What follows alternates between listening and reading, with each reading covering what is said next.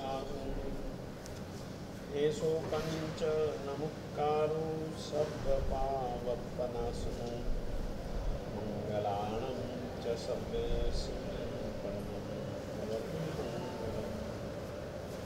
नामाकृति द्रव्यभावहि पुनतः स्त्री जगज्जनम क्षेत्र काले च सर्वस्मिन् आत्मतः समपास्महे विश्वभव्य जनाराम तुल्या तुल्या जयन्तितः देशनाशने वाचने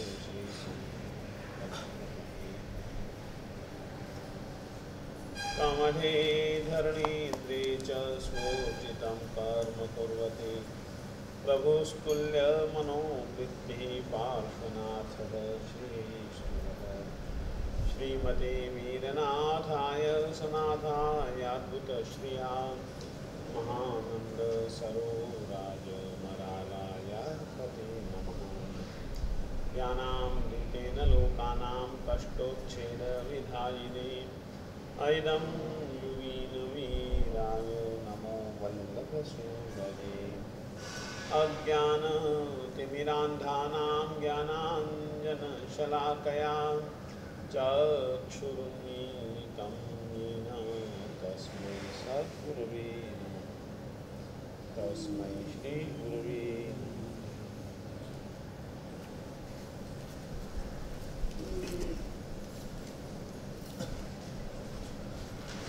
निवाणमग्गे वरजानकप्पं प्राणास्यासे मयं ज्ञानं शरणं विधानं नमामि नित्यं जगत्पहं।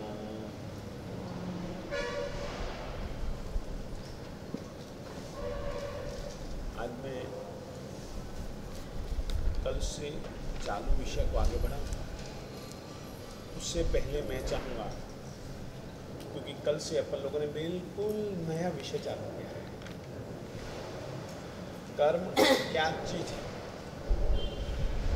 इसका नाम जैसे उगा है ना, इसका नाम जैसे मोमबत्ती है ना, ये दोनों पदार्थ जुड़ा है। दोनों पदार्थों के नाम भी जुड़ा है, दोनों पदार्थों के काम भी जुड़ा है, दोनों का उपयोग भी जुड़ा है। वैसे ही कर्म, आत्मा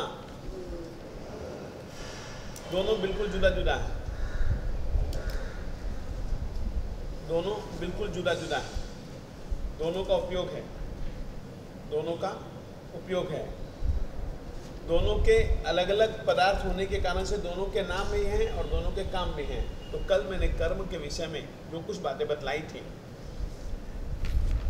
मैं आगे पढ़ाना तो चाहूँगा ही चाहूँगा, मगर मैं यह जरूर चाहूँगा कि आप लोगों में से कोई भी दो जन आए और जो कल मैंने पाठ दिया था, क्योंकि वो बिल्कुल नया विषय है। केवल आप लोगों ने कर्म नाम सुना है, कर्म क्या चीज है वो शायद आप लोगों ने पढ़ा होगा, सुना होगा, मैं मानता हूं, फिर भी शायद बहुत कम आप लोगों ने इस कर्म का परिणाम ये, इस कर्म का परिणाम ये, नहीं इस कर्म का परिणाम ये। मगर कर्म मूलभूत रूप से क्या चीज है, इस विषय में कुछ जनों ने शायद पहली ही बार सुना होगा। तो मैं चाहूंगा कि कर्म क्या चीज है, इसको लेकर के आप लोगों में से कोई बोलना चाहेगा, कोई समझाना चाहेगा, ताकि मैं यह पता कर सकूं कि यदि आपको अभी भी कर्म जैसी चीज समझ ना आई हो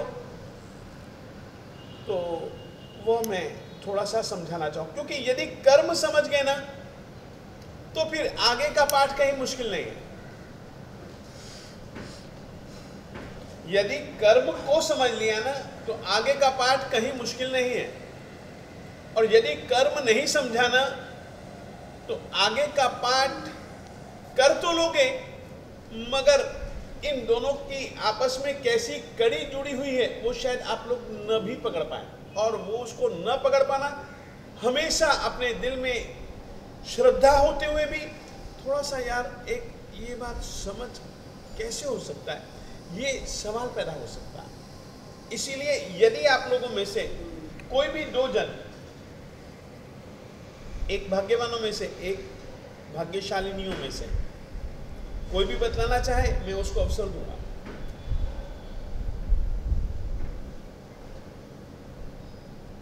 बोलो।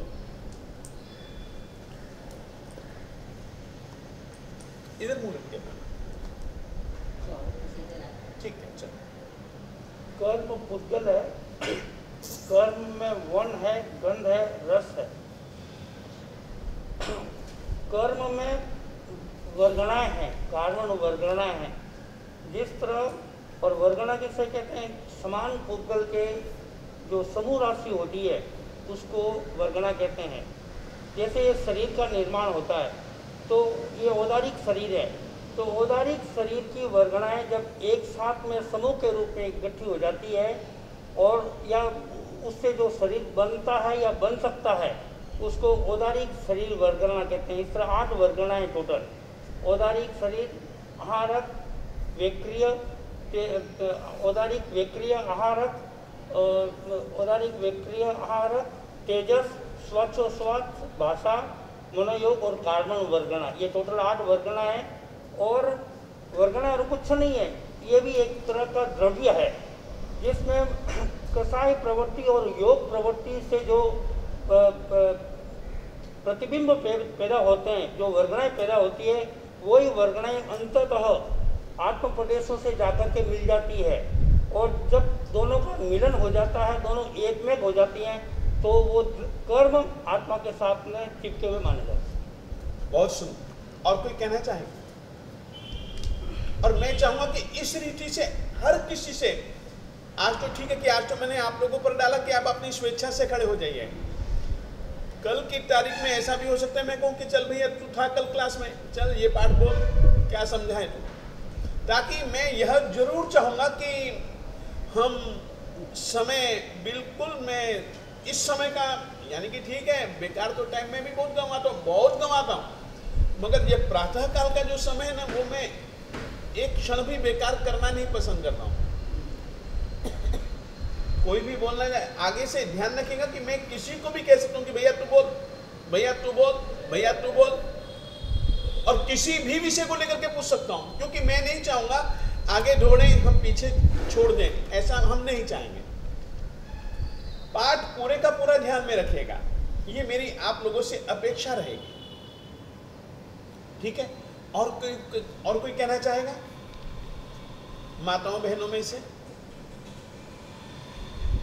केवल कल के पाठ के संदर्भ में, क्योंकि बहुत महत्वपूर्ण कल का पाठ था अपना कि कर्म किस चीज का नाम है। इस चीज को हम कर्म कहते हैं। कर्म कैसे बंधता है ये विषय तो मैंने कल कहा ही नहीं। कर्म कुल मिलाकर के किस चीज का नाम है, कल मैंने इतना ही समझाया था, ठीक है ना, कि ये चीज है वो कर्म है, बस। तो कृपया हम यह अपेक्षा करेंगे। अब मैं बहुत लंबे दिनों की आप लोगों को छुट्टी भी दे देने वाला हूं, बहुत लंबे दिनों की छुट्टी दे देने वाला हूं, मगर पाठ तो आप लोगों को बिल्कुल तैयार रखना पड़ेगा। यह आप लोगों से मैं एक अपेक्षा हाथ जोड़ करके अभिव्यक्त करता हूं। आज मैं आगे का पाठ देना चाहता हूं। ब्रह्म तो आपके तेजस के बाद में भाषा क्रमिक से औदारिक, वेक्रिय, आहारक, तेजस, श्वासोश्वास, पहले श्वासोश्वास फिर भाषा, पहले भाषा फिर श्वासोश्वास। कल मैंने वो लिखवा दिया था, तेजस, भाषा, श्वासोश्वास, मन और कर्म। बैठ गया अच्छे ढंग से? आगे बढ़े?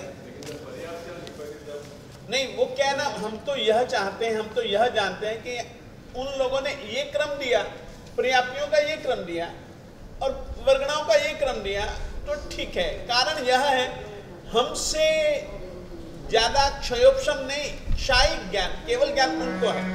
तो उन्होंने अपने ज्ञान में जैसा देखा वैसा कहा, और इसी ही क्रम को ध्यान में रखना, और उस क्रम के पीछे क्या कारण है हम आप लोगों से आज की तारीख में चर्चा करना चाहते हैं।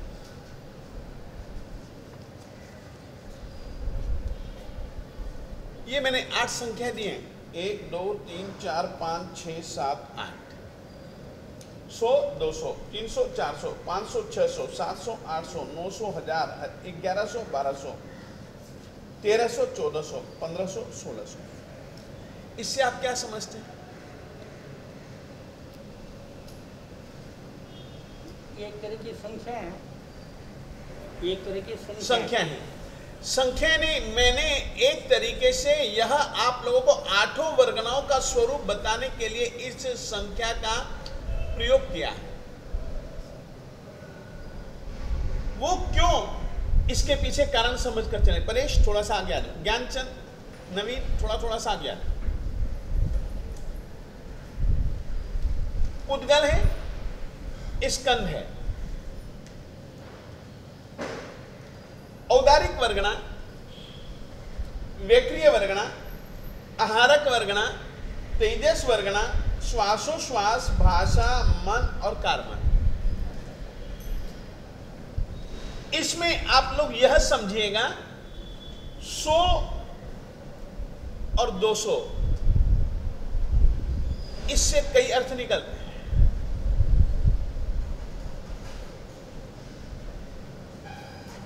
इससे कई अर्थ निकलते हैं। 300 400, इससे भी कई अर्थ निकलते हैं।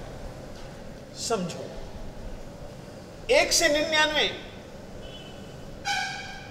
199 का मेरे लिए कोई महत्व ही नहीं है। इस चीज के अंदर कम से कम 100 चाहिए और ज्यादा से ज्यादा 200 चाहिए। इस चीज के लिए औदारिक शरीर जिससे बन सकता है, ऐसे जो स्कंद हैं उसमें कम से कम 100 चाहिए, कम से कम, और ज्यादा से ज्यादा 200 चाहिए। होते हैं 300 वाले भी, होते हैं 400 वाले भी। 101 वाला इसके लिए योग्य नहीं है, 101 वाला इसके लिए भी योग्य नहीं। फिर से समझे, बहुत अच्छे ढंग से समझे। वर्गणाएं एक पुद्गल रूप होती है। पुद्गल है, वर्ण गंध रस स्पर्श है, इकट्ठे होंगे, स्कंद बनेगा। स्कंद बनेगा तो मोटा बनेगा। तुम लोगों के हिसाब से मैं कह रहा हूं मोटा बनेगा। अब 100 से 200 के बीच में यदि चीजें हैं किसी में, तो 100 से अगर 150 है तो तुम लोगों को क्या लगेगा कि 100 से मोटा होगा। ये शब्द मेरे समझते जाना। अपन लोगों को क्या होगा, ये मुपत्तियां ऐसी मैंने 100 रखी और उसके ऊपर उसकी जितनी मोटाई, उसके ऊपर यदि मैं 10 और रख दूं तो इसकी मोटाई बढ़ेगी या घटेगी? बढ़ेगी ना। यहां बिल्कुल उल्टा क्रम है।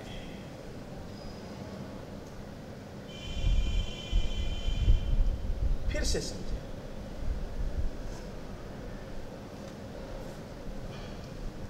इतना पानी एक तपेली में मैंने डाला, मैंने और पानी डाला, 1 गिलास आ सकता था। तो तपेली में जो 1 गिलास और पानी डालने से क्या हो गया? जाना हो गया ना, जाना हो गया। वर्गनाओं का हिसाब किताब बिल्कुल उल्टा है। लिखिए,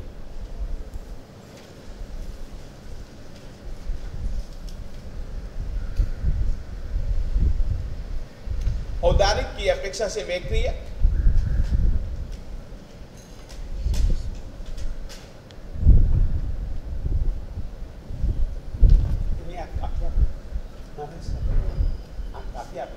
आप इसमें लिख सकते हैं।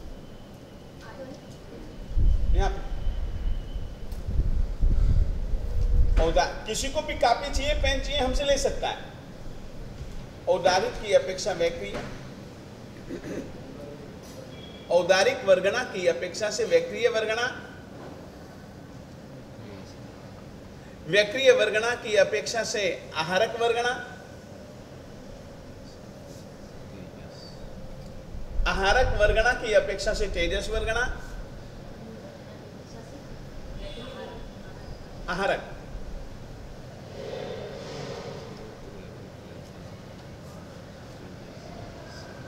आहारक वर्गणा की अपेक्षा से तेजस वर्गणा,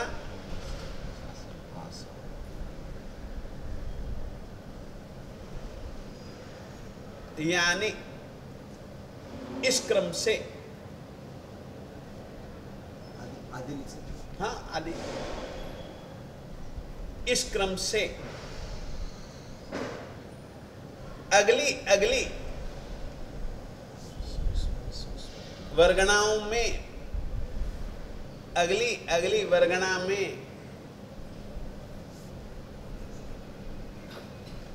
परमाणु अधिक होते जाते हैं। हम संख्या भी बतलाएंगे कि कितने परमाणु अधिक हुए, वो भी हम तुमको बतलाएंगे, वो भी चिंता मत करना तुम। परमाणु ज्यादा होते जाते हैं, मगर वर्गणा का स्कंध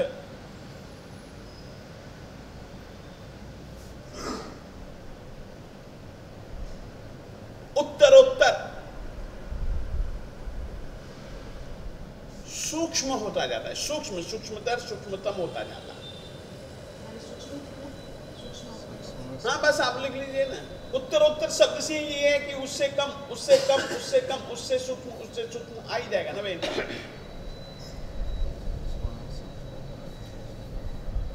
उद्गल बढ़ते जाएंगे, उद्गल बढ़ते जाएंगे, मगर स्कंद जो होगा वो और ज्यादा पतला होता जाएगा। ये एक विशेषता है। फिर से कह देना चाहता, औदारिक वर्गणा की अपेक्षा से वैक्रिय वर्गणा के पुद्गलों में परमाणु अधिक होंगे। कितने अधिक होंगे वह भी हम आपको बतलाएंगे। परमाणु अधिक होंगे, परंतु औदारिक वर्गणा की अपेक्षा से वैक्रिय वर्गणा के पुद्गल, वैक्रिय वर्गणा के स्कंध वो और पतले हो जाएंगे। उदाहरण,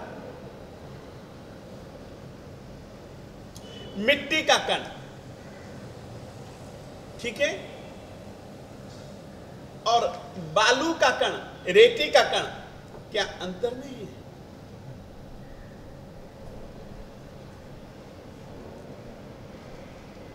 बालू का कण, रेती का कण और मिट्टी का कण, कण की अपेक्षा से दोनों समान कहलाते हैं, परंतु बालू का कण मोटा होता है। कभी भी तुम चले जाओ बीकानेर की तरफ, तुमको बालू का कण तुम आसानी से पकड़ सकोगे, अपने हाथ में ले सकोगे।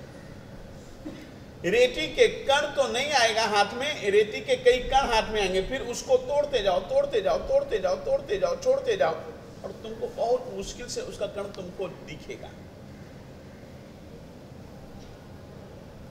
जबकि है तो दोनों ही कण। अब एक बालू के कण में जितना वजन होता, क्या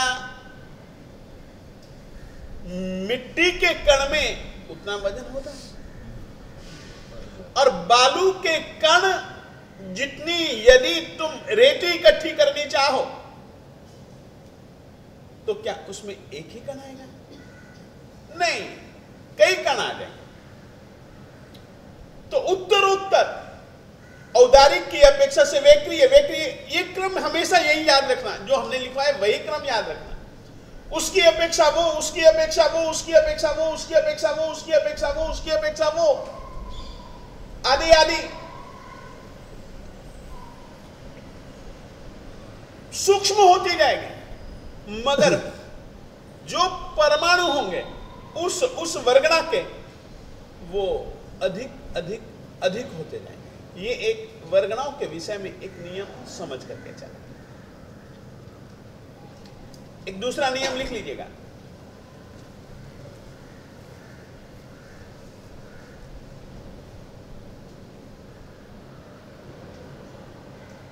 वर्गणाओं के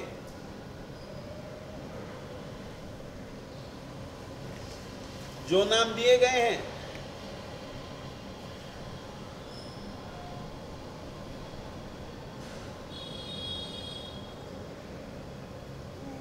वे नाम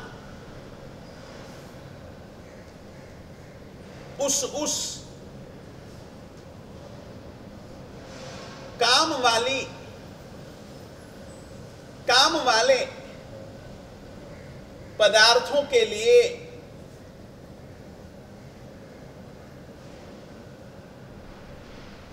उपयोगी हैं।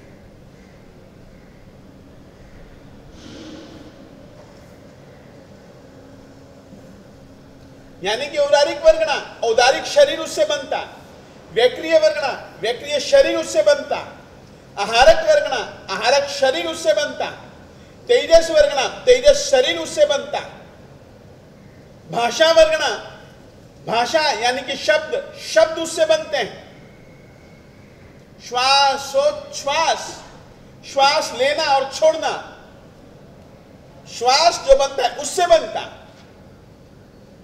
मन यानी कि विचार, जब कभी भी मुझको विचारना होता तो जो मैंने जन्म के समय मन पर्याप्ति किए और उसके माध्यम से मैं मनोवर्गणा के, मेरी आत्मा मनोवर्गणा के पुद्गलों को खींचती है, तो फिर विचार बन जाते हैं।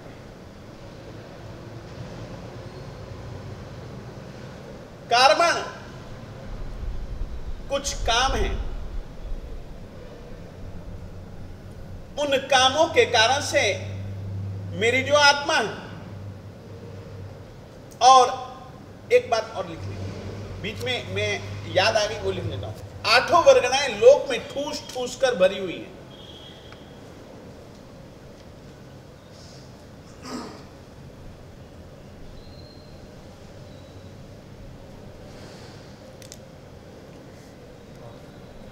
आठों वर्गणाएं लोक में,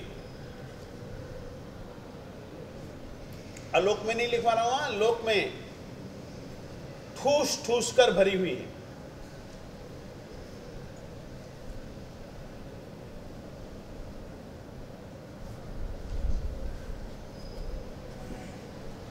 अब लोक में है, लोक में मैं भी हूं, लोक में ही मेरा शरीर है, लोक में ही मेरा शरीर है, शरीर के अंदर भी ठूस ठूस कर भरी हुई हैं वर्गणाएं। वर्गणाएं हैं कर्म, कार्मण वर्गणाएं हैं, कर्म नहीं। कल मैंने इस विषय का भी अंतर आप लोगों को बतला दिया था।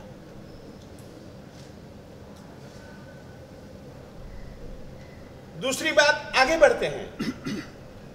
कार्मण वर्गणाएं कर्म बनती हैं, कर्म बन सकती हैं, ये बात भी मैंने तुमको कल बतला दी थी। कब बनती हैं? जब आत्मा ग्रहण कर लेता है। आत्मा ग्रहण कैसे करता है? आत्मा ग्रहण कैसे करता है?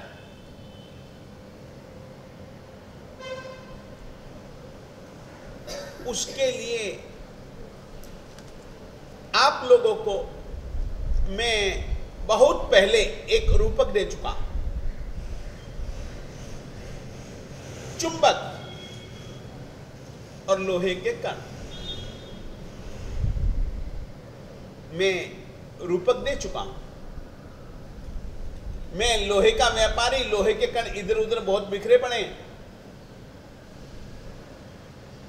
बीच में उन सबको इकट्ठा करना है मुझको, तो लोहे का चुंबक रख देता हूं, लोह चुंबक रख देता हूं।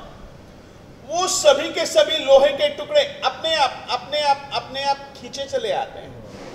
कार्बन वर्गना मेरे यहां भरी हुई है, पूरे के पूरे शरीर में, आत्मा के प्रदेश जहां जहां भी हैं मेरे शरीर में, वहां वहां कार्बन वर्गना भी भरी हुई है।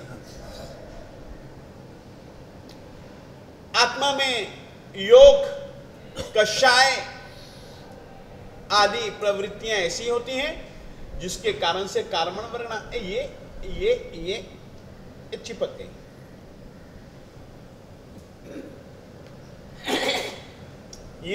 ये आकर्षण हुआ, आकर्षण जिसको कि तुम आश्रव कह सकते हो, खिंचाव हुआ और ये चिपक गई, बंद हो गया, आ गई, आश्रव हो गया। तो इस ढंग से जहां लोक में ठूस ठूस कर भरी हुई है, मैं भी लोक में,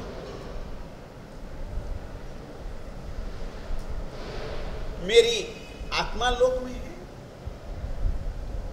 उसके इर्द गिर्द में जो कार्बन वर्गणा है। फिर एक और बात समझो लोह चुंबक से,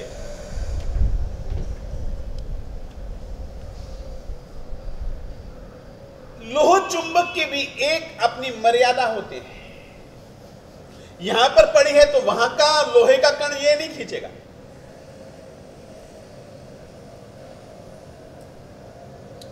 एक उसकी चुंबकीय शक्ति होती है कि उतने उतने क्षेत्र में रही हुई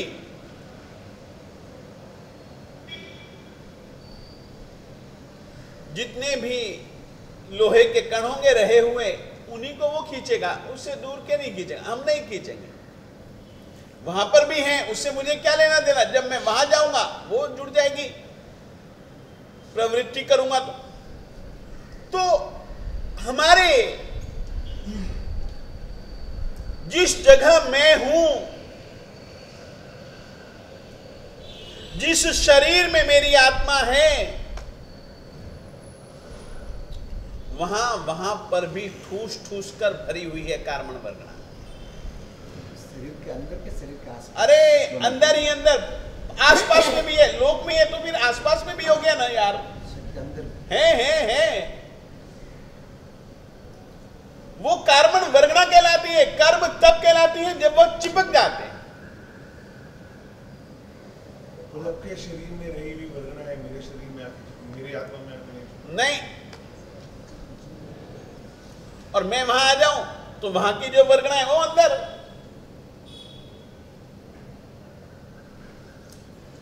आज 3-4 बातें फिर से कह देना चाहता हूं, आगे का पाठ दे रहा हूं।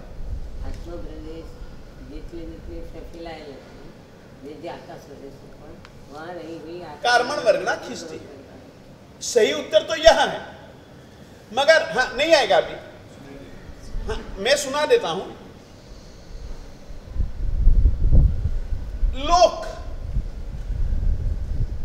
लोकाकाश, जिस आकाश प्रदेश में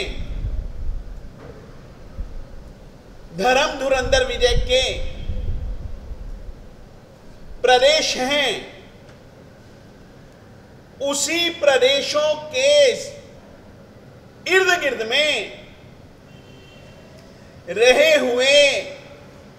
रही हुई कार्बन वर्गणा के स्कंधों को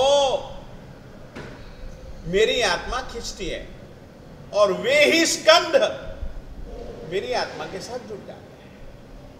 इर्द फिर भी अंदर, अरे यार, आत्म प्रदेश ये है, पूरे के पूरे शरीर में है, पूरे के पूरे शरीर में है, शरीर में व्याप्त है। अंदर कहो, अब तुम अपनी दृष्टि मोटी है,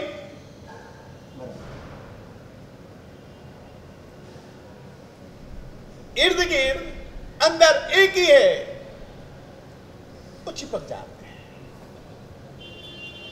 और वे ही कार्बन वर्गणा एक कर्म कहलाते हैं। चिपक जाने के बाद बैठ गया चुड़ंग से। इसमें चिपकने के लिए जैसे आत्म प्रदेश पूरे शरीर में व्याप्त है, मान लीजिए मेरे हाथ से कुछ गलत काम हो रहा है, तो आत्म प्रदेशों का आने का मार्ग या चिपकने का मार्ग? आत्म प्रदेश तो है, स्कंद से कभी भी जुदा होंगे नहीं, स्कंद से यानी कि जीवास्तिका से जुदा होंगे नहीं। कार्बन वर्गणों का चिपने का स्थान मेरे हाथ के बिल्कुल सही। और इतना ही नहीं, हम तुमको यह बतलाएंगे कैसे चिपकते हैं, मगर आज नहीं। जीव विपाकी, उद्गल विपाकी, ध्रुव बंदी, अध्रुव बंदी, ये सब कुछ तुमको धीरे धीरे अपने जिनेंद्र परमात्मा ने यह विज्ञान बहुत अच्छे ढंग से समझाया है, बहुत ही अच्छे ढंग से समझाया है। कौन सी चीज तुम्हारी आत्मा भोगेगी, कौन सी चीज तुम्हारी इंद्रियां भोगेगी। कसाई और योग के जो वर्गणाएं बनेगी वो कार्बन वर्गणाओं में कैसे कन्वर्ट होगी, बदलेगी कैसे? एक बार वापिस सवाल। कसाई और योग, कार्बन वर्गणा इससे प्रभावित होती है और फिर आत्म प्रदेश कार्बन वर्गणा को खींचते हैं, तो कसाई और योग का फिर उसमें आपस में कार्बन वर्गणा से कैसे मिलना होता है? एक बात समझ कर चल। पहले वर्गणा मिली है विषय, मानता हूं कि वर्गणा में मेरे 3 दिन खपेंगे, मैं मानता हूं, मगर वर्गणा के बिना प्रकृति नहीं समझ में आएगी। बाबू जी, परमात्मा तत्व जो है, परमात्मा कहते हैं ना अपन, जो तीर्थंकर परमात्मा जिन्होंने अपने सारे कर्म का क्षय किया वो तीर्थंकर परमात्मा बन गए, जो तो ये पूरे लोक में एक बार वापस नहीं, उनके जो परमात्मा जिन्होंने जो परमात्मा तत्व है वो पूरे लोक में है नहीं है, सिर्फ सिद्ध में ही शिला पे ही है। हाँ सिद्ध शिला में तो परमात्मा कहते हैं परमात्मा भला करेगा, परमात्मा का तो बताया हुआ मार्ग ही भला करेगा ना, जो उनकी वाणी वही भला करेगा। बिल्कुल सही। परमात्मा तो अपन जो अगर अलग मगर वो मार्ग मालिक ने बताया, इसीलिए हम कहते हैं कि परमात्मा ही भला करेगा। परमात्मा के द्वारा बताई गई आज्ञाओं का पालन, आज्ञा भी नहीं आज्ञाओं का पालन, ये जो सारी अपन जो आज अपन पढ़ रहे हैं तो ये सब किसने बनाया? परमात्मा ने बतलाया। परमात्मा ने बतलाया, लेकिन बनाया किसने? अनादि, आप कहते हैं अनादिकाल से चल रहा है, तो जो अनादि का उसके पीछे कुछ नहीं है। ये मैंने आप लोगों को लिखा है ना, उद्गल 2 प्रकार के, स्वाभाविक और मैंने लिखा है ना बस। तो परमात्मा के अलग अलग नाम है। ये मकान तुम बदल सकते हो तोड़ करके, इसका डिजाइन बदल सकते हो, क्योंकि यह तुम्हारे द्वारा बनाया गया है। आकाश का तुम आकार बदल सकते हो, क्यों नहीं बदल सकते? स्वाभाविक है। ऐसा है जब परमात्मा की भक्ति करते हैं कोई भी, तो तब ये परमात्मा के तत्व हमको जो बताया हुआ मार्ग है वो हमको उसमें से मुक्ति दिलाने की कोशिश करते हैं, वही हो गया।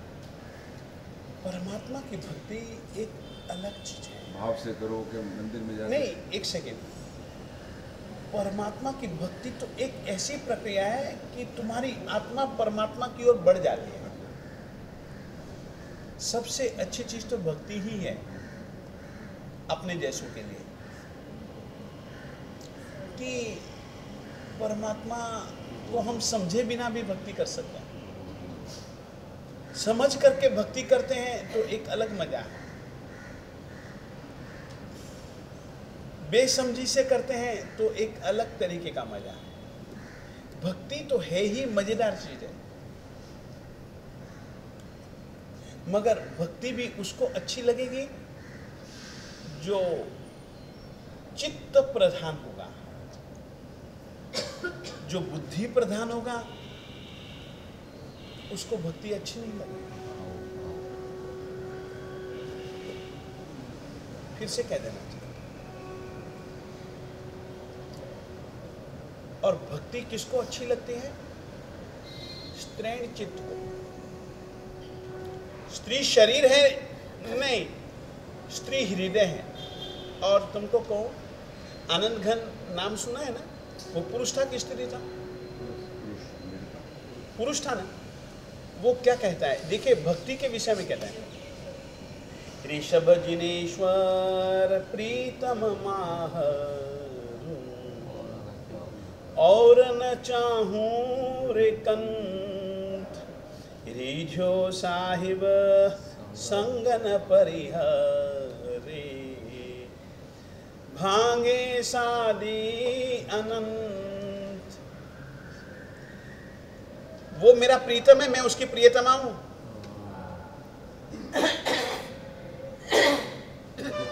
वो मेरा प्रियतम है, मैं उसकी प्रियतमा हूं, और उसको चाहने के बाद में अब मैं किसी दूसरे व्यक्ति को चाहता भी नहीं हूं, नहीं चाहती नहीं हूं।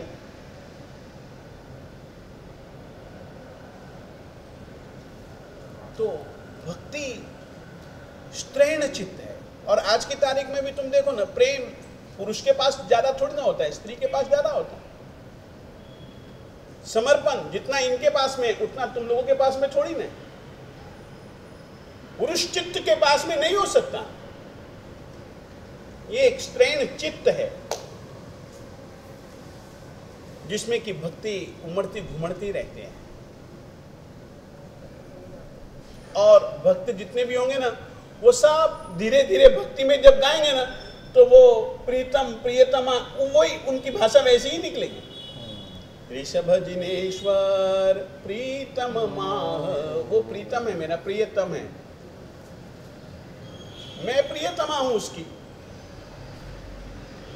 ये भी जैसे 24 तीर्थंकर परमात्मा है, जो 24 के अलग अलग मंदिर बने हुए हैं, लोगों के भाव अलग अलग होते हैं। जो उनको पता है वही ऋषभदेव भगवान के प्रति भाव ज़्यादा होते हैं, सीधे मंदिर जाते हैं ऋषभदेव भगवान। शंकरेश्वर पार्षद की मूर्ति के आगे ज़्यादा ऐसा महसूस करते हैं अपने आप को, लेकिन दूसरे परमात्मा के वहाँ जाते हैं तब ऐसे भाव अलग अलग नहीं होते।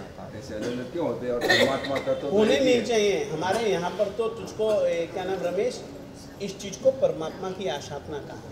परमात्मा तत्व तो अभी एक ही है ना, एक ही। भले किसी भी अगर ऋषभदेव की करो कि किसी की भी करो, सिर्फ एक आलम्बन है परमात्मा तत्व जाने का। शायद इसी को सम्यक मौन्य कहा जाता है। क्या कहा? सम्यक मौन्य, नहीं वो तो उसी को सम्यक मौन्य कहा जाता है। सम्यक तो मौन्य कहा जाता है क्या इसी को? हाँ माता, उसकी भी अपन लोग चर्चा करेंगे।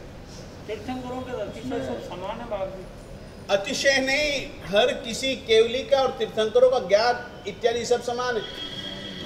अतिशय के तो तीर्थंकरों के सबके समान है, परंतु अंतर कहाँ होता है इसकी भी अपन लोग विचारना करें। और जैसे ये शंकरेश्वर पार्षद भगवान मूल नायक है, वहाँ पूजा करते हैं तो अनेक मूर्तियाँ वहाँ तो पूरे, तो वहाँ पर वैसे भाव उत्पन्न नहीं करते, सीधे उनके पूजा की भागने को। बाजू में भी है भगवान, वहाँ भी भगवान है, तो ये क्या कारण है? जरूर इस विषय में अपन लोग संबंध, इसमें हमारी अज्ञानता कहाँ पर है? मैं आपको श्लोक दूंगा कि इस रीति से चाहना, इस रीति से करना, ये आशातना है। मैं आपको श्लोक दूंगा, मैं ढूंढ करके लाऊंगा। बताओ, ध्रुवोदया प्रकृतियां आएंगी, कर्म प्रकृति आएगी, उसका एक विभाग है ध्रुवोदया, ध्रुव बंधिनी कषाय। उसमें अब तुमने प्रश्न पूछा इसलिए मैं तुमको बता रहा हूं। क्रोध कषाय का उदय हुआ, क्रोध बंधने ही वाला है। लिखना मत, लिखना मत। अभी तुम लिखोगे ना तो तुमको ये अतिरिक्त हो जाएगा। ध्रुव बंधिनी, ध्रुवोदया, जीव विपाकी, पुद्गल विपाकी इत्यादि, क्षेत्र विपाकी, ये कर्म प्रकृतियों के विभाग के हैं। और धीरे धीरे धीरे धीरे अपन लोग चाहेंगे, यदि अवसर मिला तो अपन इस विषय में भी आगे बढ़ेंगे, क्योंकि पुण्य पाप के विषय में जब अपन चर्चा कर ही रहे नव तत्वों के क्रम में, तो ये सब चीजें आने ही वाली हैं। तो कैसे होता है कैसे नहीं, ये आएगा ही आएगा। और उसके लिए आज मैंने तुमको नाम भी दे दिए, ध्रुव बंधिनी, अध्रुव बंधिनी, ध्रुवोदया, अध्रुवोदया, जीव विपाकी, पुद्गल विपाकी इत्यादि कुछ नाम भी मैंने तुमको दे दिए।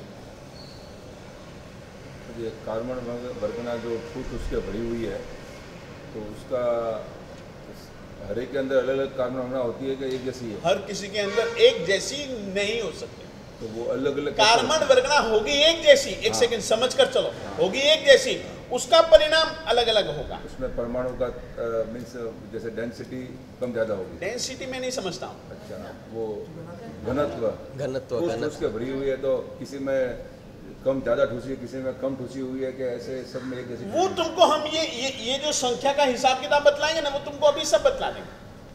और उसका कार्बन वर्गना का जो अंदर जो उसका क्या बोलते हैं उसका स्वभाव, कार्बन वर्गना का स्वभाव सब में अलग अलग है कि एक जैसा ही है? सबके अंदर स्वभाव एक जैसा है, तुम्हारा स्वभाव उसमें अंतर पैदा कर देता है। हमारा स्वभाव स्फटिक पानी रे पानी तेरा रंग कैसा, गीता ना, पानी रे पानी तेरा रंग कैसा। पानी का रंग तो एक जैसा है, तुम जैसी चुटकी जिस रंग की डालोगे पानी का रंग वैसा।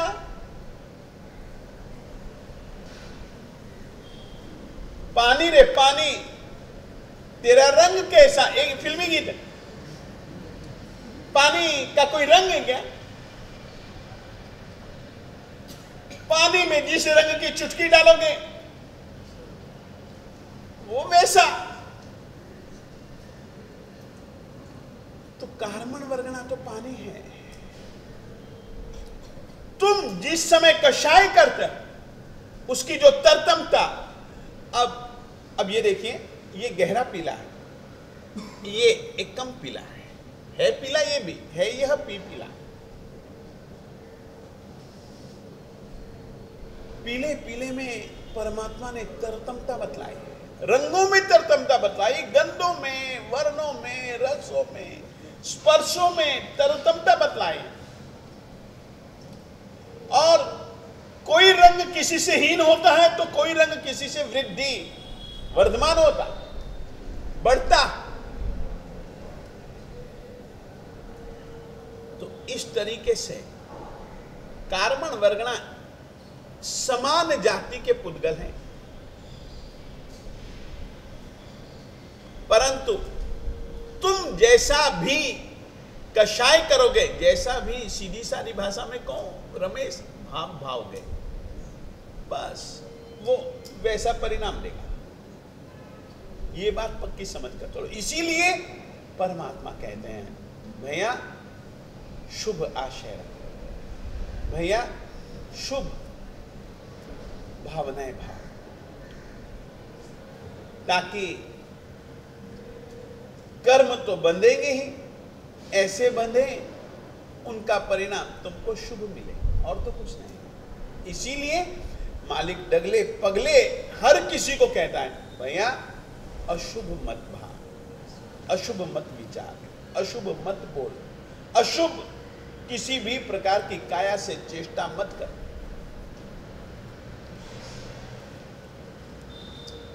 इसीलिए प्रतिक्रमण किया करो। प्रतिक्रमण है क्या? दुश्चिंतीय, दुर्भाषीय, दुश्चिठीय, बुरा चिंतन, बुरा संभाषण, बुरी चेष्टाएं, उसके लिए गुरु के पास में जाकर के प्रायश्चित मांगना है और कहना है कि मिच्छा मी दुक्कड़म, मेरे से जो दुष्कृत हुआ वह मिथ्या हो जाए, फोगट हो जाए। यह है, बहुत पवित्रता चाहता है परमात्मा अपने से, और उसी के लिए परमात्मा ने केवल सिद्धांत नहीं दिए, सिद्धांतों के साथ में प्रयोग दिए।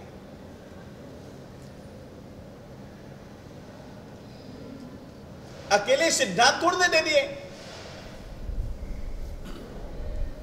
बुरे कर्म हो जाते हैं, बुरे कर्म हो जाते हैं, परंतु बुरे कर्म हो गए, समझ भी गए, समझने के बाद में बुरे कर्मों को दूर कैसे करना है, उसके लिए परमात्मा ने प्रतिक्रमण कहा है, उसके लिए परमात्मा ने प्रायश्चित कहा, उसके लिए परमात्मा ने निर्जरा कही। तो परमात्मा के सिद्धांत तो अनूठे, प्रयोग भी अपने आप में अनूठे। अभी जो कार्बन वर्गना तो अंदर ठूठ उसके भरी हुई है, भाव जो है, भाव भी आत्मा का स्वभाव है, भाव। तो ये जो अभी भाव जो कषाय होते हैं, जैसे ये बोलते हैं कषाय राग द्वेष, जो भी कषाय, वो कहाँ से आते हैं?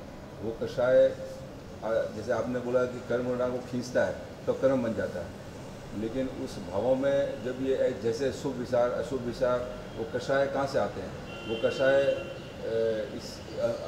उन कर्म उस कार्बन वर्गणाओं में ही है कि बाहर से आते हैं? छोटा सा संकेत है, ऊपर जा। कर्म प्रकृति नाम की 2 किताबें, दोनों उठा, एक इधर पड़ी है, एक इधर पड़ी है, दोनों तरफ पट्टे पर एक एक पड़ी है। एक छोटी सी बात कहना चाहता हूं, मिट्टी के तेल में ज्वलनशीलता कैसे आई?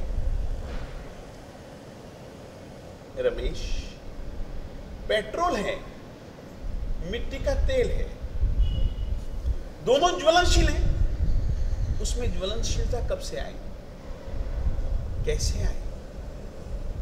एक सवाल। दूसरा सवाल, पदार्थ ज्वलनशील है, मैं जानता हूं कि मिट्टी का तेल ज्वलनशील है, यहां पर पड़ा है, क्या जल जाएगा? क्या जल जाएगा? नहीं जलेगा ना। और मैंने दिया सिलाई दिखाई तो क्या हो गया? पानी और मिट्टी का तेल, इन दोनों में अंतर कर पाना मुश्किल है दूर से। ये दिखाते ही पता लग जाता है कि ये पानी है और ये मिट्टी का तेल है। अब देखिएगा, एक छोटी सी चीज जो कि आज मुझको नहीं समझानी थी, तो भी मैं तुमको समझाना चाहता हूं, तो भी तुम्हारे सवाल को सुन करके जो अपने समूह में से जो एक सवाल पैदा हुआ, उस सवाल के कारण से मैंने ये पुस्तक मंगाई और वो मैं तुमको बतला देना चाहता हूं। शरीर क्या है? तुम लोग शरीर को क्या समझते हो? शरीर क्या है? शरीर को क्या समझते हो तुम लोग?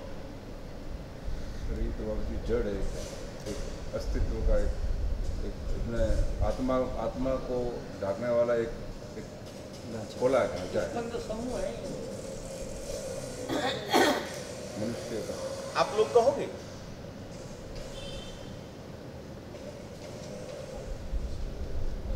ऐसा नहीं।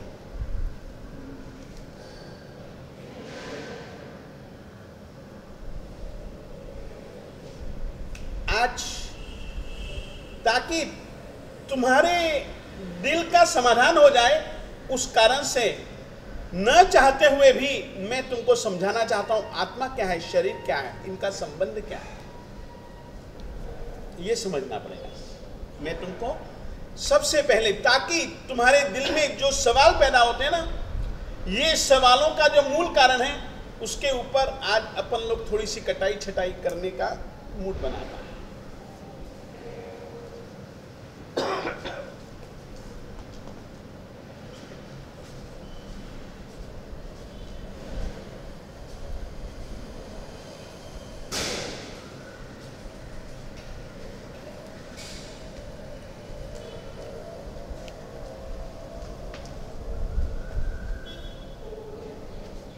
एक सेकंड ना भैया,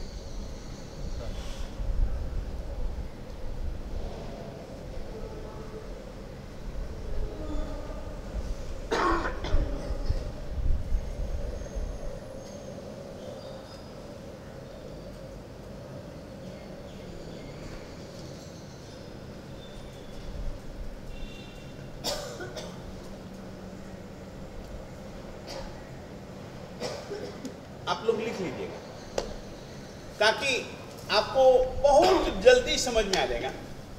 देखिए, पहले मैं मूल पाठ बोल जाता हूं, जो मैं अर्थ करूंगा ना, जो अर्थ है वही बोलने की कोशिश करूंगा, मगर मूल संस्कृत का पाठ है, यदुदया दौदारिक शरीर योग्यान पुद्गला नादाय औदारिक शरीर रूपतया परिणमयति परिणमय च जीव प्रदेश ही स अन्योन्यानुगम रूपतया संबंधयति तद औदारिक शरीर नाम। फिर से कह देना चाहिए, तुम तो ये मानते हो ये शरीर जड़ है ने, वो है ने, ते है ने, ये है। मैं इस चीज को गलत नहीं कहता हूं, तुम लोगों ने जो सुना है या तुम लोग जो कह रहे हो वो कोई गलत कह रहे हो, ऐसा मैं तुम लोगों को नहीं कहना चाहता हूं, मगर मैं यह कहना चाहता हूं, थोड़ा सा इससे हम और आगे बढ़ सकते हैं। थोड़ा सा हम इससे और आगे बढ़ सकते हैं। तुम लोग ये जानते हो कि ये शरीर औदारिक है, हाँ हम भी कहते हैं औदारिक है, मना नहीं है।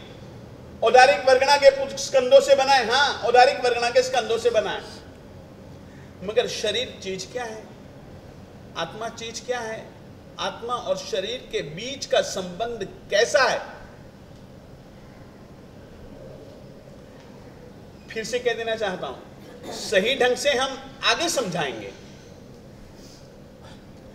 ये तो तुम लोगों ने सवाल पूछा तो इसीलिए मैं तुमको, ताकि ये एक मूलभूत सवाल है, और ये कर्म किस ढंग से बांधता है, शरीर बांधता है, आत्मा बांधता है, ये औदारिक शरीर क्या चीज है, ये आप लोग को औदारिक वर्गणा को समझने के लिए तुमको मैं समझा देता हूं। लिखिएगा, जिस कर्म के उदय से, जिस कर्म के उदय से जीव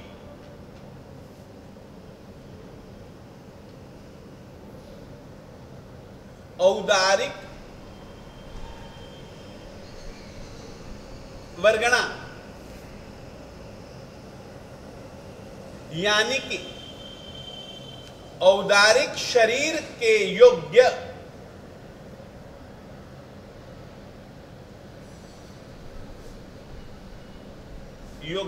पुद्गलों को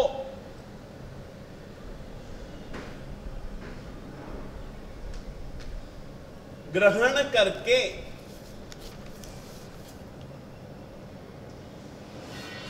औदारिक शरीर के रूप में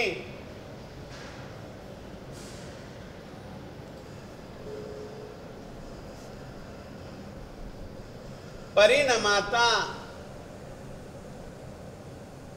यानी कि परिणत करता है।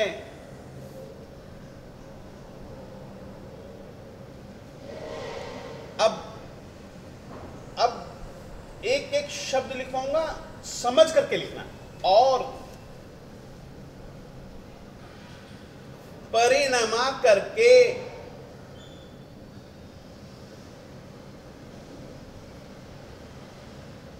जीव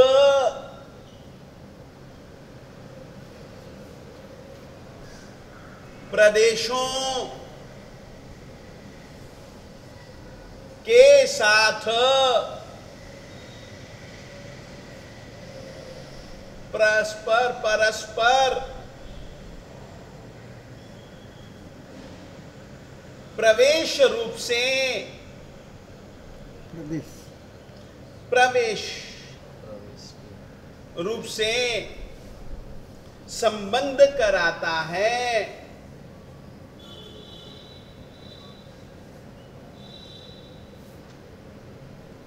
वह औदारिक शरीर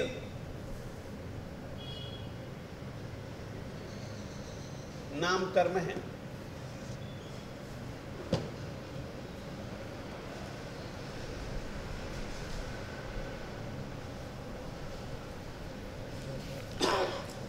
देखिए, शरीर ही नहीं, तुम तो केवल इसी को शरीर कहते हो, जड़ है न पुद्गल है। यहां पर मारो तो भी चोट, यहां मारो तो भी चोट, यहां मारो तो भी चोट। चोट महसूस करने वाला शरीर है क्या? आत्मा। तो यहां पर भी आत्मा है, यहां पर भी आत्मा है, यहां पर भी आत्मा है, नहीं यहां पर भी आत्मा है, नहीं यहां पर भी आत्मा है। औदारिक वर्गणा के जितने भी पुद्गल मेरे इस शरीर में हैं, उन सब के साथ में जुड़ा हुआ मेरा आत्मा का प्रदेश है। इसीलिए पूरे के पूरे शरीर से, जहां हाथ है वहां से भी, जहां जबान है वहां पर भी, जहां पेट है वहां पर भी, जहां मेरी उंगलियां हैं वहां पर भी। तुम्हें शरीर दिखता है, शरीर के साथ आत्म प्रदेशों को परस्पर एक दूसरे को औदारिक शरीर के, औदारिक वर्गणा के पुद्गलों और जीव के प्रदेशों का आपस में संबंध बनाने वाला भी यदि कोई है तो वह शरीर नाम कर्म है। अब समझ गए ना कि किस रीति से मेरी आत्मा हर जगह से किस तरीके से कार्बन वर्गणा के पुद्गलों को खींचता है। अब समझ गए ना अच्छे ढंग से? नहीं तो फिर से वापिस आप पढ़िएगा। और केवल मैं इसीलिए नहीं पढ़ाना चाहता ना कि इसके पहले की भूमिका आपके पास में अभी तैयार नहीं है, मैं जानता हूं।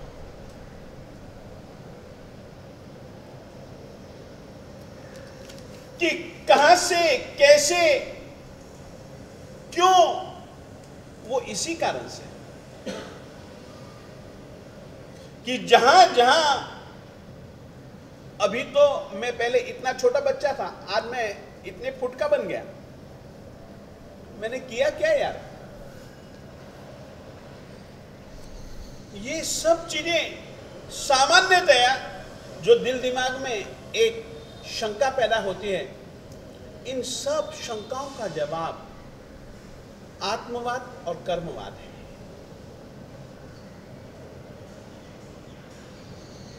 और ये जो भी ये आत्मा भटकती है ना, तो ये इसका कोई दंड मिलता है आत्मा को। हाँ? आत्मा को उस जीव को दंड मिलता है, आत्मा को दंड मिलता है। जैसे कर्म किए वैसा भुगतान होता है, तो आत्मा ही उसको भुगतान करती है।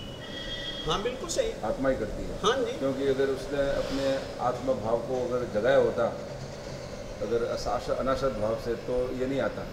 उसने वो आत्मा सोई गई और इंद्रियों और मन उसके ऊपर हावी हो गए और कर्म जमा होता गया।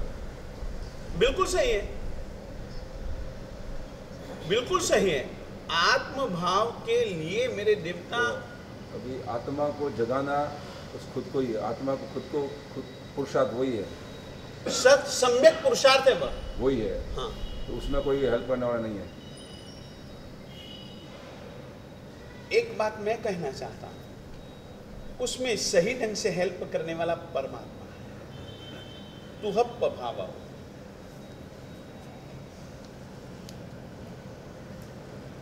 एक बात कहूं, मेरा गुरु विजय समुद्र सूरी जी महाराज साहिब जी का मुझे अनुभव है, मैं खुद अनुभव करता हूं। मैंने यहाँ पर बोला भी, मैं इतना जानता हूं कि धर्म धुरंधर विजय लाख दिनों तक खप जाता, मर जाता। दवाइयाँ करवाई मेरे मम्मी पापा ने, मेरे लिए सब कुछ करवाया, मेरी जबान नहीं खुली। मगर उस बाबा ने खींची, मेरी जबान खुल गई यार।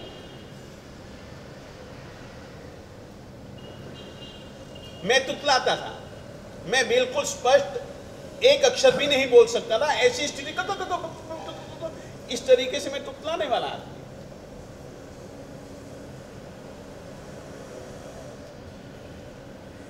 मैं विजय समुद्र गुरु जी को कभी भी नहीं भूल सकता हूं। अब मेरी वो स्थिति जब मैं याद करता हूं कि लोग मेरी मजाक उड़ाते थे, मैं किसी के सामने बोलने में हिचकिचाता था, जवाब को भी टाल देता था,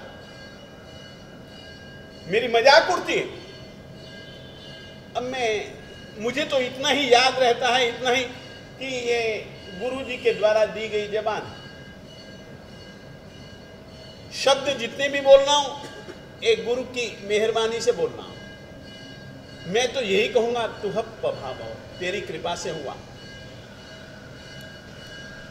ठीक है, यदि मैं कर्म की दृष्टि से सोचूं, मेरा अनुबंध ऐसा होगा। यदि समवाय कारण की अपेक्षा से सोचूं, तो वही नियति, वैसी ही मेरी भवितव्यता होगी। और वो क्षण काल का होगा, वो एक अलग ढंग की सोच है। सोचने के ढंग है ये सब। परंतु मैं तो ये चाहता हूं, ये जो अपने को आत्म भाव का भी जो भाव दिया ना, वो मालिक के वचनों की कृपा को सुनते रहे तुम, और ये शब्द को तुमने घोंट लिया, तो वो शब्द इधर से आया, परमात्मा की तरफ से आया, उसके ज्ञान से प्राप्त। ऐसे बहुत जन हैं, अपने जैनी लोग हैं, वो ऐसे विषयों को सुनना भी पसंद नहीं करते।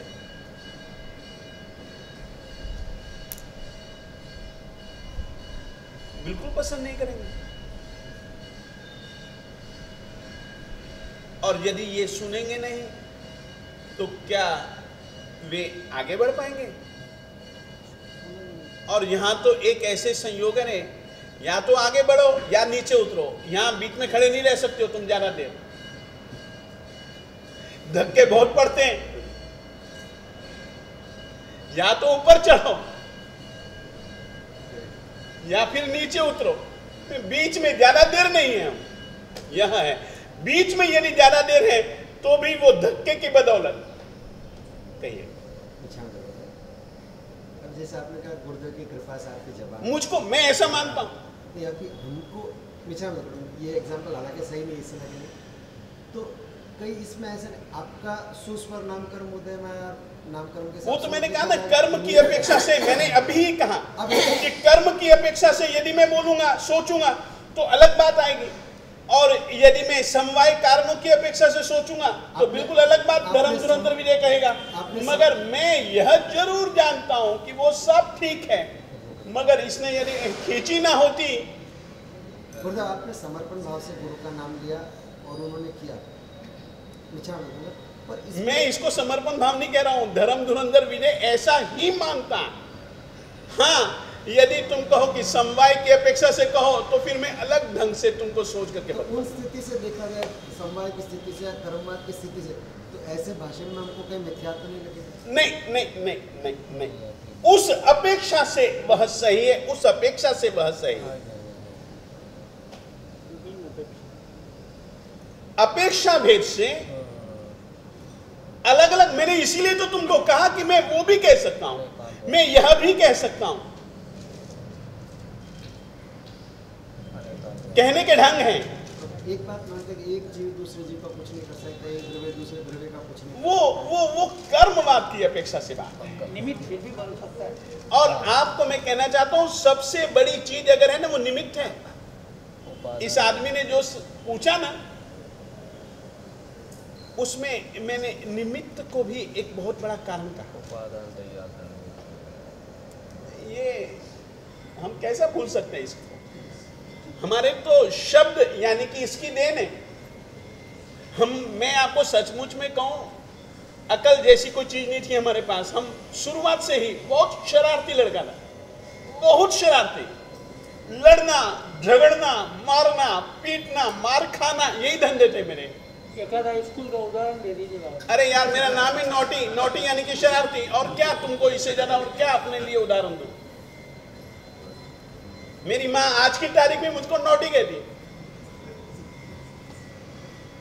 आपकी माँ तो अब थोड़ी सी खुश हुई है माँ की, ठीक है तुम बोल रहे हैं, ये है। कुछ नहीं आता तो कैसे बोलते, कैसे बोलते, कैसे बोलते। ये तो अब थोड़ी सी माँ की कृपा बरस रही है, नहीं तो माँ पिता ऐसी हालत थी कि ये मरता क्यों नहीं, तो ये धक्का दिया जा साला।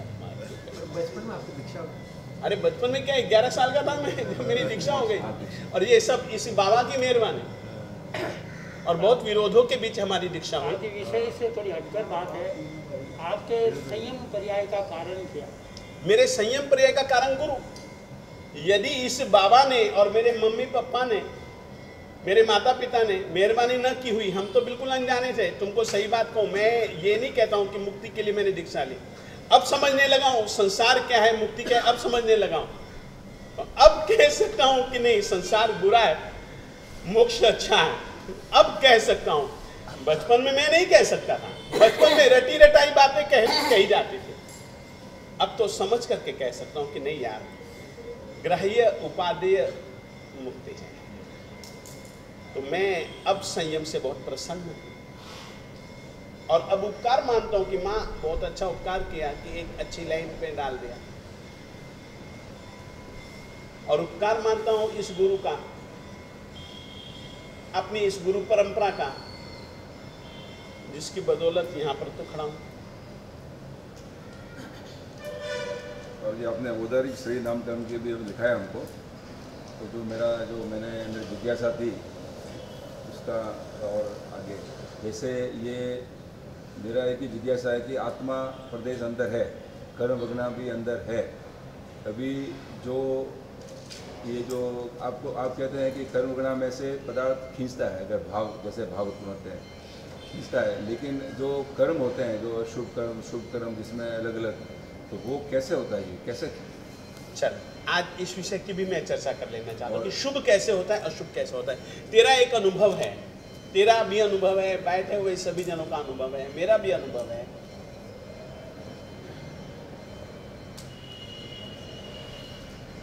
थाली आई, थाली में रोटी है, दाल है, शाक है, सब्जी है, दूध है, हलवा है, पूड़ी है, सब चीजें हैं, सब चीजें। भूख भी लगी है, कवा तोड़ा या हलवे का मैंने एक कवा बनाया और हलवे के कवे को यहाँ रखा।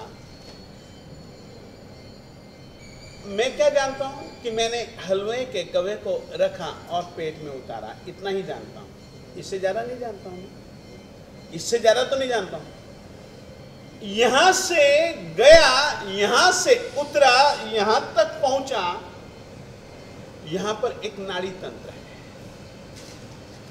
नाड़ी तंत्र है। नाड़ी तंत्र के पास में चीज गई और वो नाड़ी तंत्र ने उसी चीज को दो रूपों में बांटा, या तो विष्ठा के रूप में, मलमूत्र के रूप में, या फिर रस, अश्रिक, मांस, मेद, अस्थि, मज्जा, शुक्र के रूप में। ठीक है ना? धर्म धुरंधर इतना ही जानता है कि मैंने तो खाया है। रस के रूप में या खल के रूप में परिवर्तित करने वाला तो अंदर एक तंत्र है, वो तंत्र आत्मा का तंत्र है। हम तो केवल कर्म करते हैं, अंदर जाकर के तुरंत जैसे ही कर्म करते हैं वो निश्चित विभागों में बढ़ जाता है। ये ज्ञानावरणीय है, ये दर्शनावरणीय है, ये वेदनीय है, ये मोहनीय है, ये नाम, ये गोत्र, ये अंतरा, ये तुरंत बढ़ जाता है। और इतना ही नहीं, खाई हुई चीज कितनी विष्ठा बनेगी, कितना रस बनेगा। पांचवें कर्म ग्रंथ में कि इतना जो तुमने कर्म बांधा उसमें से ज्ञानावरणीय का कितना हिस्सा, दर्शनावरणीय का कितना हिस्सा, वेदनीय का कितना हिस्सा, मोहनीय का कितना हिस्सा, नाम कर्म का कितना हिस्सा, गोत्र कर्म का कितना हिस्सा, अंतराय कर्म का कितना हिस्सा, ये सब कुछ वर्णन है मेरे देवता। एक ही कर्म के इतने। हाँ, इसीलिए तो कहते हैं कि प्रतिक्षण जीव 7 कर्म तो बांध ही रहा, वो इस अपेक्षा से तो का है और क्या का है। तो गुरुदेव जैसे ज्ञान की आसाधना की तो उसका नामकरण से क्या संबंध है? एक सेकंड, ज्ञानी की आसाधना हम तुमको ये भी बतलाएगा कि ज्ञानावरणीय कर्म कैसे बनता है, आराम से बतलाएगा। दर्शनावरणीय कर्म कैसे बनता है, वेदनीय कर्म कैसे बनता है, मोहनीय कर्म कैसे बनता है। और उनकी चर्चा मालिकों ने इसीलिए की है कि कर्मों से छूटना है तो भैया इन कर्मों से बचो ना यार। आएगा, निश्चित आएगा यार, तू क्यों चिंता करता है। जब ये जो अपन आगे बढ़ेंगे, परंतु याद रखना आप सभी जनों को अध्यापक बनना। और जिनमत विज्ञान, नाम कुछ भी दो यार, नामों से हमें कोई लेना देना नहीं है, कुछ भी दो, मगर परमात्मा के सिद्धांतों का प्रचार, परमात्मा के सिद्धांतों का बोध, हमारा उद्देश्य यह है। किसी भी स्कूल से जुड़ो ना, उससे हमें कोई लेना देना है नहीं यार, मुझे कोई लेना देना नहीं। आप ये मत समझना कि मैं तुमको पकड़ना, नहीं नहीं नहीं नहीं, मुझे पता है यार छूटने वाले ही हैं, मैं पकड़ के रख ही नहीं सकता हूं, पहले से समझ करके चल रहा हूं। मगर एक उद्देश्य वो यही है कि आप लोग जिन मत के विज्ञाता बने और जिन मत के प्रचारक प्रसारक बने। और इस कार्य में कभी भी यदि थोड़ा सा भी मैं सहयोगी बन सका तो धर्म धुरंधर अपने आप को बहुत बड़ा सौभाग्यशाली मानेगा। बाबूजी, जब ये आत्मा और कर्म का जो रसायन चल रहा है, कहते हैं जैसा कर्म किया वैसा भोगना पड़ता है, तो उस वक्त इंद्रिया माध्यम बनती है। तो ये जो आत्मा क्या कर रहा है, आत्मा आप कहते हैं जैसे आत्मा तो शाश्वत है, आत्मा तो कुछ करता नहीं है, जो भी करवाते हैं मन से जो लिप्त हो जाते हैं कर्म, उसी के बारे में मैं थोड़ा। ये संस्कार है, जन्मों जन्मों के संस्कार है। अभी तुम जो करोगे वो संस्कार बनता जाता है। और तुमको एक बात कहूं, जैन परंपरा ऐसा मानती भी है, ऐसा नहीं भी मानती। जो किया सो भरना, जैसा करना है जैसी करनी वैसी भरनी। जैन परंपरा ऐसा नहीं मानती है। जी चाहो बदलाहट ला सकते हो, जैसा चाहो वैसा बदलाहट ला सकते हो। इसीलिए तो प्रायश्चित है, इसीलिए तो तप है। जैसा किया वैसा भोगना पड़ता है, वैसा ही तुम भोगोगे यदि तुमने निकाचित कर्म किया है तो। निकाचित स्थिति के बदले बद्ध, स्पृष्ट, निधत्त, ये तीन अवस्थाएं और होती हैं। कर्मों की ये 3 अवस्थाएं और भी होती हैं, बद्ध, स्पृष्ट, निधत्त, निकाचित। तो निकाचित तो भुगतना ही पड़ता है। उसको कमजोर तो किया जा सकता है, निकाचित कर्मों को भी कमजोर तो किया जा सकता है। एकमात्र तप के माध्यम से। चारों स्थिति कितने समय के अंदर हो जाती है? ये तो अभी मैं तो ज्यादा बढ़ता जाऊंगा। मेरे पास तो आज की तारीख में मुझको ये पता है कि मुझको ये क्लास चलानी है, तो मैं तो ये सब कुछ, तुम कुछ भी पूछोगे तो मैं तो, किताबें मेरी अभी ऊपर पड़ी हुई हैं। मेरी लाइब्रेरी का थोड़ा सा हिस्सा मैंने ऊपर रखा हुआ है। बैठता हूँ, मस्ती से काम करता हूँ, लिखता हूँ, पढ़ता हूँ, जोड़ता हूँ, तोड़ता हूँ, सब कुछ करता हूँ। कहाँ से कितना लेना, क्या क्या सवाल पैदा हो सकते हैं, सब कल्पना करके आता हूँ। जितना निकल जाए उतना अच्छा, परंतु आप लोग इसमें बिखर जाओगे। आप लोग कुछ आखिर में फिर वो पल आएगा, कुछ भी नहीं हुआ, कुछ भी नहीं हुआ। इसीलिए मेरी पूरी कोशिश रहती है कि मैं निश्चित करके आऊं, निश्चित पाठ दूं, उतना ही दूं, और उसी में से ही तुम लोग सवाल पूछो। ये मेरा आग्रह रहेगा, ताकि क्या है कि एक दूसरे से कड़ी जुड़ी हुई है। मैं कड़ी से कड़ी जोड़ करके तुम लोगों को बतलाने की कोशिश से करता हूं। बतलाता हूं ऐसा नहीं है, कोशिश से करता हूं। तो ताकि क्या है कि वो विषय तुम्हारे पास में स्थिर रहे। ये क्योंकि मैं चाहता हूं कि तुम लोग कम से कम तुम्हारे परिवार वालों को तो कहो।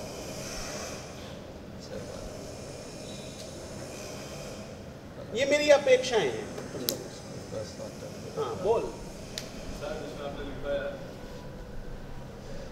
परिणाम करके जीव प्रदेशों के साथ परस्पर प्रवेश रूप से संबंध करता है, परस्पर प्रवेश रूप से संबंध करता है। वो मैंने तुमको बतलाया ना, मारा, दर्द हुआ। यदि शरीर को मारा होता और आत्मा इससे जुदा होती, दर्द महसूस करती। मैं बोल रहा हूं, तू सुन रहा है। कान के साथ में यदि आत्मा प्रदेश न होते तो क्या सुन पाता तू? तू देख रहा है मुझको, मैं तुझको देख रहा हूं। यदि इसके साथ में मेरे आत्मा के प्रदेश न जुड़े होते तो क्या मैं तुझको देख सकता? तो तुम लोग क्या समझते हो कि यही शरीर? नहीं, ये शरीर थोड़ी नहीं यार। शरीर के साथ जीवों के प्रदेश ये परस्पर एक दूसरे जुड़े हुए, ये इसका मतलब। औदारिक शरीर ये पूरा कर रहा है और इसके नीचे के अंदर कर्म वर्गना भी इसके साथ साथ नीचे चल रही है। कर्म वर्गना की शरीर, ये तो अभी बात मत छू। ये मैं अभी तुमको बतला सकता हूं, मगर क्या है कि तुम चूक जाओगे। हाँ था, मगर वो क्या है कि पूछ लिया तो चल, मैं कहा कि चलो ये थोड़ा सा जरूरी है, ये कुछ बहुत ज्यादा जरूरी है, बहुत ज्यादा जरूरी कि तो अभी छोड़ यार। और ये विषय आने वाला यार, उस समय फिर मैं तुम्हारा समय लूंगा। ये आएगा ही आएगा, निश्चित आएगा, क्योंकि मैं चाहूंगा कि पुण्य पाप ये हम पुण्य के धनी बने। वैसे तो पुण्य पाप दोनों खपाने हैं, मगर हम ये तो नहीं चाहेंगे कि अपन पाप के धनी बने। वर्गणा का उल्लेख बाकी नहीं तो में भी नहीं मिला। नहीं है, क्योंकि वहां सब क्रम से बतलाया गया ना। और तत्व सूत्र में भी नहीं है, बिल्कुल ऐसे कोई जरूरी थोड़ी ना है, मगर हर कोई आदमी अपनी रीति से क्रम निश्चित करता है। वर्गणा तो 26 ऐसा सुना, वर्गणा तो 26 वर्गणा होती है ऐसा सुना। हाँ, बात सही है। मैंने तो इसीलिए कहा था कि जितनी जरूरी मैं समझता हूँ उतनी तुमको लिखवा रहा हूँ। मैंने तो तुमको कल ही कहा था। इसका विस्तार से उल्लेख कहाँ मिलेगा वर्गणाओं का? वाक्य किसका? वर्गणा कर्म प्रकृति, ये किताब मैं तुमको दे सकता हूँ। छोटी कर्म प्रकृति में तो नहीं है। नहीं है, मैं मानता हूँ जो कम्म पयड़ी का कर्म प्रकृति का जो स्थानकवासी समाज की ओर से छपा हुआ जो थोकड़ा भी है, नहीं है उसमें। और इसीलिए ही वर्गणा को समझे बिना कर्मों की प्रकृतियों को समझाया जाता है, तो आदमी स्थिर नहीं रह पाता। सीधी सी बात है, ये मेरी सोच है।